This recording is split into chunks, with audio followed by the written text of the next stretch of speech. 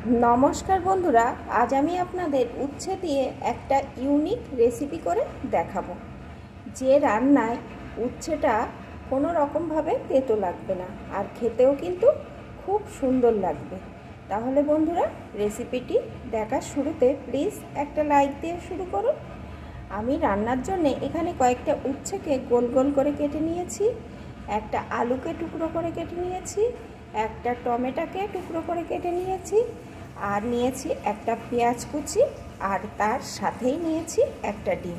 তাহলে আসুন বন্ধুরা, রেসিপিটি কেমন করে করছি প্রথম থেকে শেষ অবধি দেখতে থাকুন।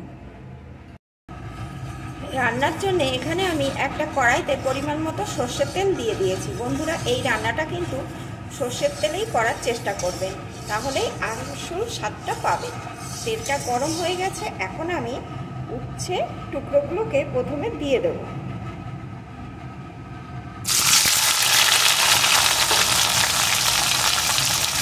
সাথেই দিয়ে দেবো একটু লবণ। এখন এই উচ্ছে টুকরোগুলোকে সুন্দর করে ভেজে নেব।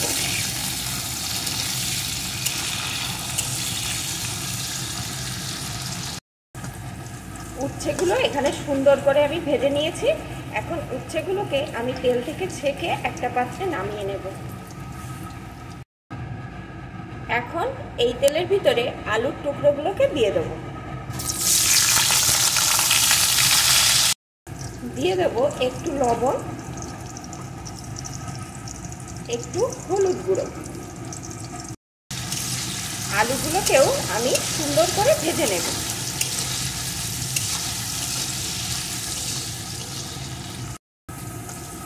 আলুগুলো একদম লাল লাল করে ভেজে নিয়েছি। এখন আলুগুলোকে আমি তুলে নেব। এখন আমি দিয়ে দেবো পেঁয়াজ কুচি। পেঁয়াজ কুচিটাও একটু ভেজে নেব।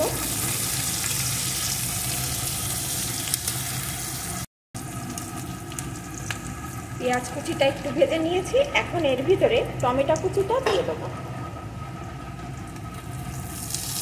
সাথেই দিয়ে দেবো দুটো চেরা কাঁচা লঙ্কা। এখন এগুলোকেও পেঁয়াজ কুচির সাথে ভেজে নেব।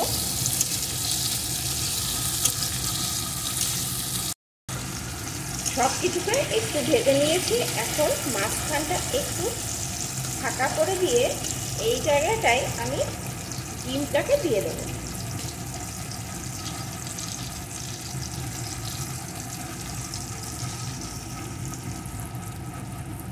সাথে দিয়ে দেবো সামান্য একটু লবণ।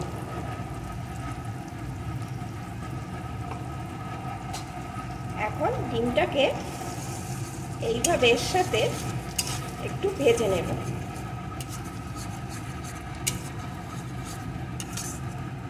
এইভাবে খুন্তি দিয়ে সমানে নাড়বো আর ভাজতে থাকবো।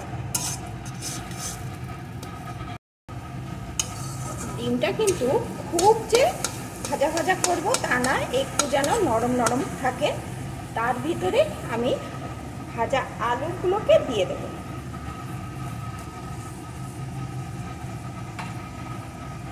এখন আলুগুলোকেও এর সাথে একটু নাড়িয়ে নিয়ে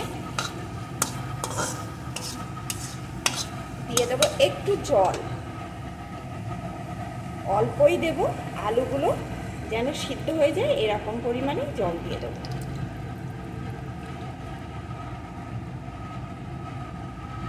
এখন মিশিয়ে নিয়ে একটু রান্না করে নেব, যেন আলুগুলো ভালো রকম সিদ্ধ হয়ে যায়। আলুগুলো যেহেতু আগে ভালো করে ভাজা আছে, তাই সিদ্ধ হতে কিন্তু একদম সময় লাগবে না।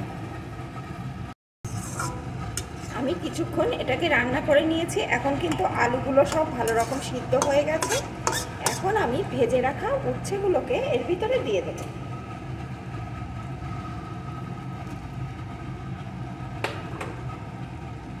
উচ্ছেগুলো দিয়ে আমি 1 মিনিট মতো জাল করে নেব। উচ্ছেগুলো দিয়ে কিন্তু আর বেশি জাল করা যাবে না, তাহলে তেতো হয়ে যাবে। আর উচ্ছেগুলো যেহেতু ভালো করে ভেজে রাখা, তাই সিদ্ধ তো আগে থাকতেই হয়ে আছে। এখন এইভাবে 1 মিনিট জাল করে নেব, তাহলে এই জলটাও শুকিয়ে যাবে আর উচ্ছেগুলো এর সাথে ভালো রকম রান্না হয়ে যাবে।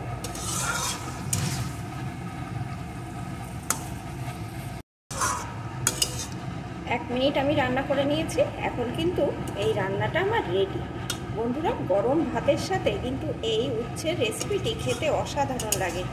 আর একঘেয়েমি উচ্ছের রান্নাকে ছেড়ে একবার এইভাবে একটু নতুন রেসিপি যদি আপনারা বানিয়ে খান, দেখবেন বারবার এটাই তৈরি করে খাচ্ছেন। তাছাড়া তেতোর ভয়ে যারা উচ্ছে খেতে চান না, তারা অবশ্যই এই রেসিপিটি একবার বানিয়ে খাবেন, দেখবেন একদম তেতো লাগবে না। আর গরম ভাতের সাথে এটা কিন্তু দুর্দান্ত লাগবে খেতে। তাহলে বন্ধুরা, আমার এই রেসিপিটি আপনাদের কেমন লাগলো প্লিজ কমেন্ট করে জানাবেন, আর ভালো লাগলে একটা লাইক করে দেবেন। এখন এটা আমার রেডি, আমি নামিয়ে নেব।